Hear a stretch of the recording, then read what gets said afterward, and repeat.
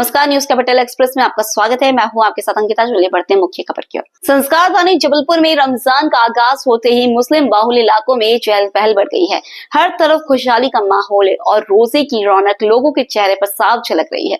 शहर के नया मोहल्ला, मोहम्मदी गेट और आसपास के क्षेत्रों में बाजारों की रौनक देखते ही बन रही है। रमजान के आगमन के साथ ही इफ्तारी के सामानों की खरीदारी जोर पकड़ने लगी है। सड़क के दोनों ओर बेकरी आइटम, खजूर, फल और शरबत की दुकानें सजी हुई हैं। दिल्ली के मशहूर चांदनी चौक के नजारे की झलक शहर के बाजारों में देखने को मिल रही है। स्थानीय बाजारों में हलचल तेज हो गई है और दुकानदारों के चेहरे पर एक अलग ही रौनक दिखाई दे रही है। स्थानीय व्यापारी और होटल व्यवसायी इशाक खान, जो शहर के प्रतिष्ठित बरेली होटल के मालिक हैं, ने बताया कि रमजान का महीना सिर्फ इबादत और रोजे तक सीमित नहीं है, बल्कि ये समाज में सौहार्द और भाईचारे का संदेश भी देता है। उन्होंने कहा, हम सभी व्यापारी और शहर के मुसलमानों की तरफ से पूरे शहरवासियों को रमजान की ढेरों मुबारकबाद देते हैं। हमारा शहर संस्कारधानी के नाम से जाना जाता है और यहाँ के लोगों का मिजाज भी ठीक वैसा ही है, संस्कारों और आपसी सौहार्द से भरा हुआ। यहाँ हिंदू, मुस्लिम, सिख, ईसाई सभी मिलकर त्योहार मनाते हैं और खुशियां साझा करते हैं। शहर की गंगा जमुनी तहजीब की झलक रमजान के इस पाक महीने में भी साफ दिखाई देती है।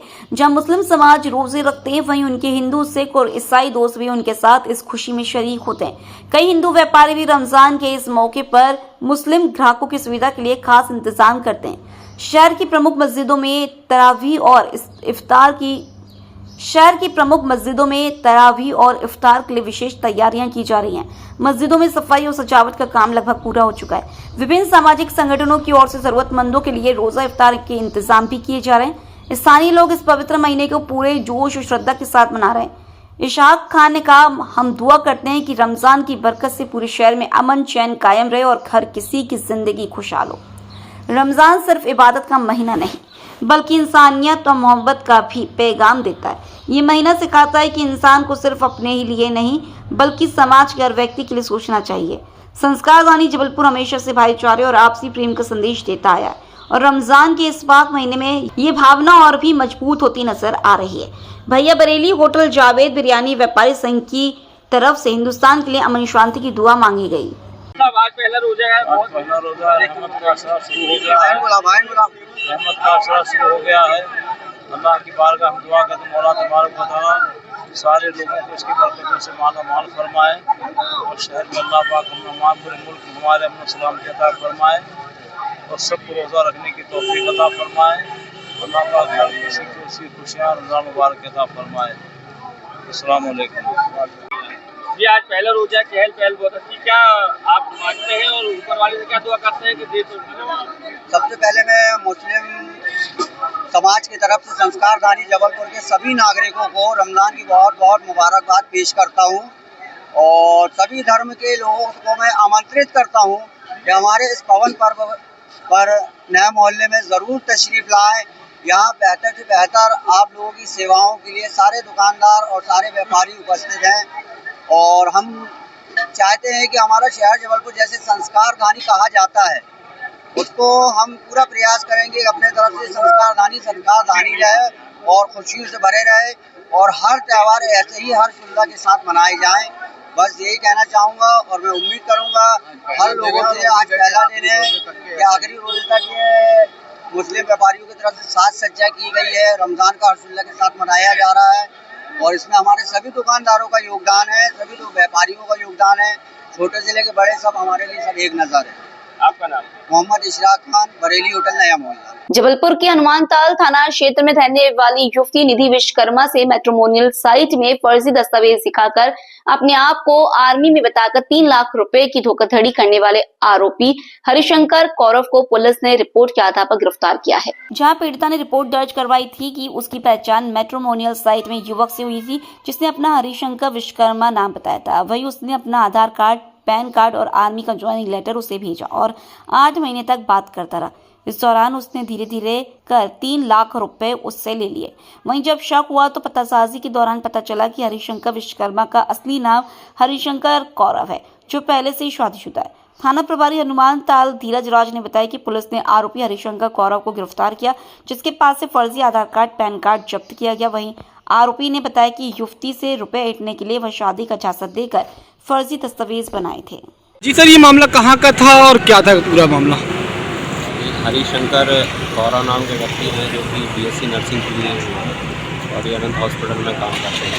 इनने करीब 7-8 महीने पहले एक विश्वकर्मा महिला है उनसे इनकी ऑनलाइन शादी.com के माध्यम से जान पहचान हुई थी, जिनमें इनने फिर इनको विश्वकर्मा सरनेम लगा के फर्जी डॉक्यूमेंट दिए कि हम विश्वकर्मा समाज से हैं और इनसे शादी की बातें हुई, सगाई भी की और बाद में इनकी जो 7-8 महीने बातचीत होती रही, इस दौरान इनने शादी करेंगे बोल के इनने करीब 3 लाख रुपए इनसे धोखाधड़ी करवाते हैं।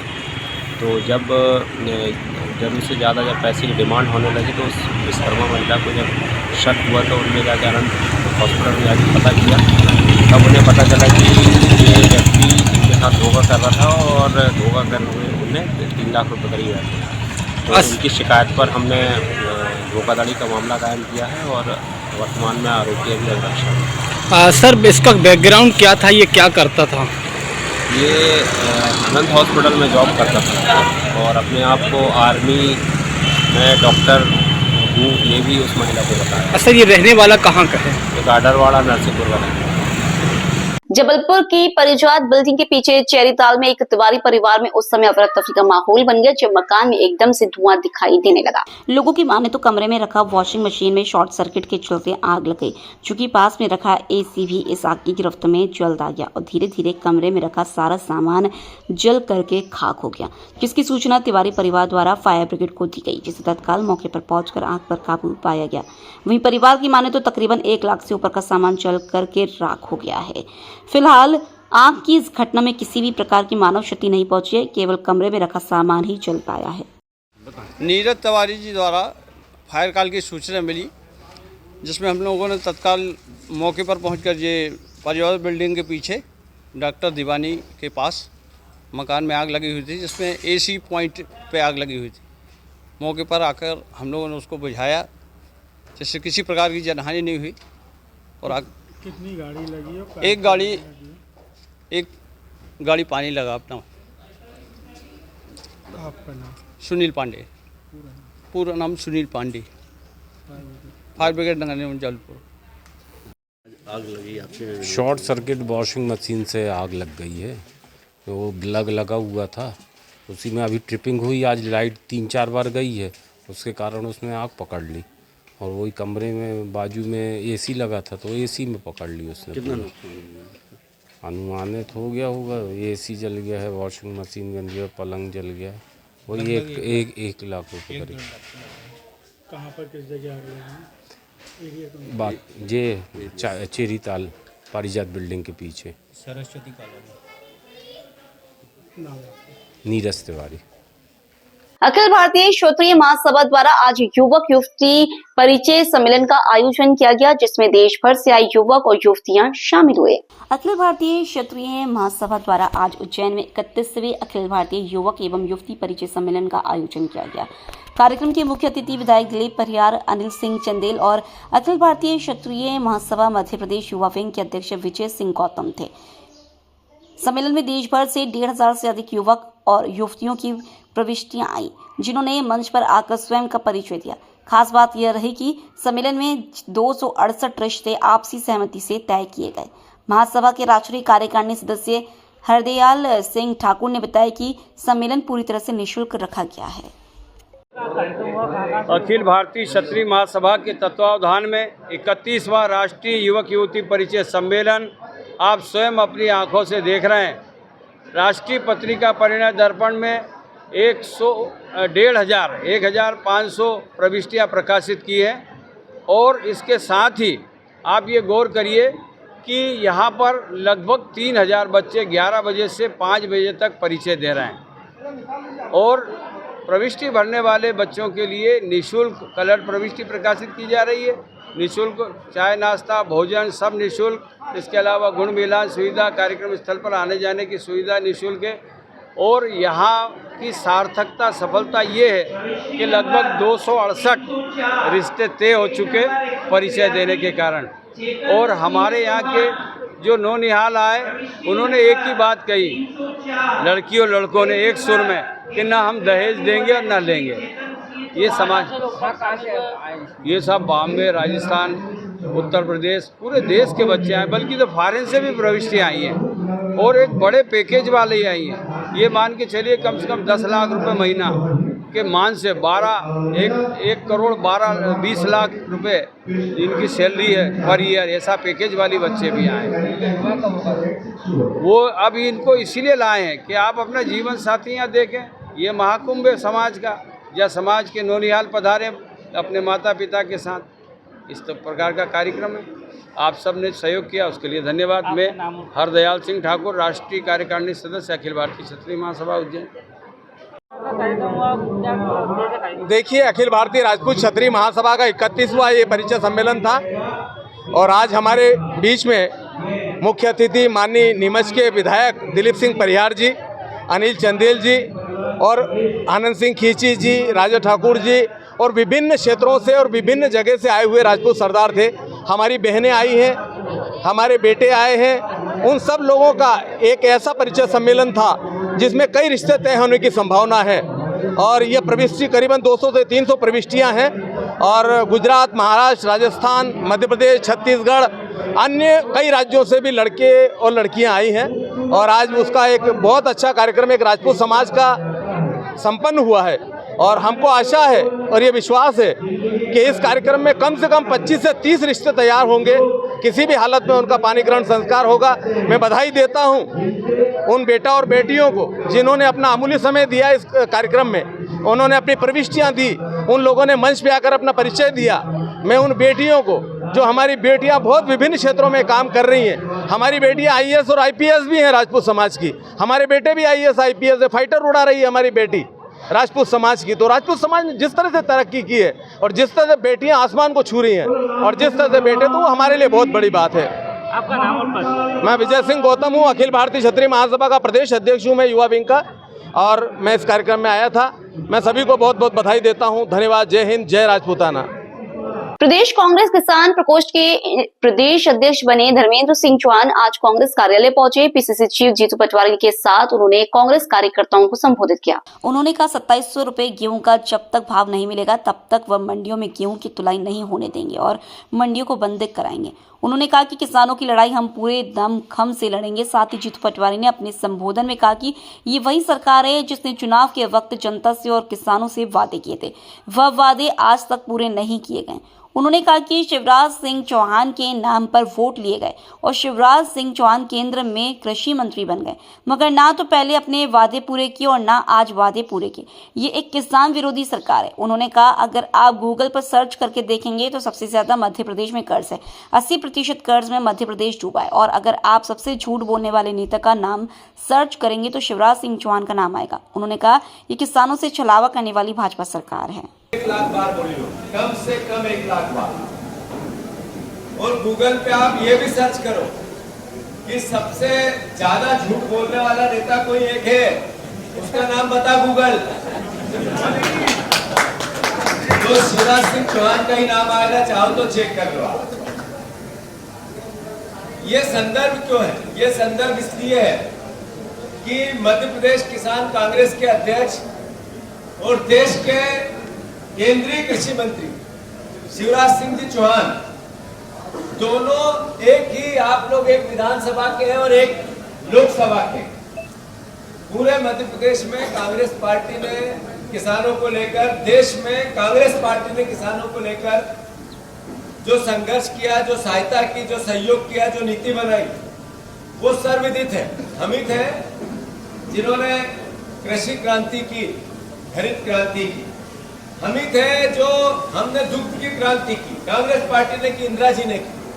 हम ही थे जिन्होंने 72,000 करोड़ रुपए के ऋण एक साइन में माफ कर दिए।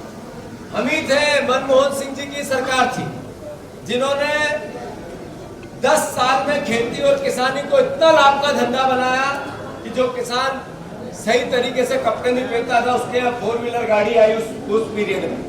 कांग्रेस पार्टी थी जिसकी मध्य प्रदेश की 15 महीने की सरकार में हमने 27 लाख किसानों के ऋण माफ किए। हम ही थे जो खाद पे सब्सिडी लेने में किसानों को कभी पीछे नहीं रहते थे। हम ही थे जो एग्रीकल्चर, जितने भी इक्विपमेंट आते हैं, जो संसाधन आते हैं, जो एग्रीकल्चर में खेती में काम आते हैं, उन पर सब्सिडी देने की प्रोसेस बनाते थे। कुल मिलाकर खेती, किसानी और कांग्रेस एक दूसरे का चोली दामन का साथ रहा है और हमारी सारी नीतियां किसान को सहायता करने की रही। फिर भारतीय जनता पार्टी ने अभी जब चुनाव हुए तो कहा कि हम, शिवराज सिंह चौहान ने कहा कि हम 3100 के धान के दाम देंगे, 2700 के गेहूं के दाम देंगे, कृषि को लाभ का धंधा बनाएंगे, डबल इनकम करेंगे। सबसे ज्यादा कर्जदार अगर किसी देश का, किसी प्रदेश का एक किसान है, ये भी गूगल बताता है। हमें आंकड़े तो हम निकाल नहीं सकते हैं, पर ये भी गूगल बताता है कि 80% मध्य प्रदेश के किसान कर्जदार हैं। सबसे ज्यादा आत्महत्या कहीं होती है किसानों की तो मध्य प्रदेश में होती है। साथियों, जो खेती और किसानी को लेकर बीजेपी अगर जो बोला कभी किया ही नहीं, अगर देश में कोई एक विचार सबसे बड़ा किसान का दुश्मन है तो भारतीय जनता पार्टी का, यही शिवराज सिंह चौहान, यही देश के प्रधानमंत्री नरेंद्र मोदी, ये आज के हमारे मुख्यमंत्री मोहन यादव, तीनों ने धोखे दिए मध्य प्रदेश के किसानों को। कहा हम, मोदी गारंटी है 3100 के धान के दाम देंगे, आज तक हलक से एक शब्द नहीं निकला, न विधानसभा में न अभी कल।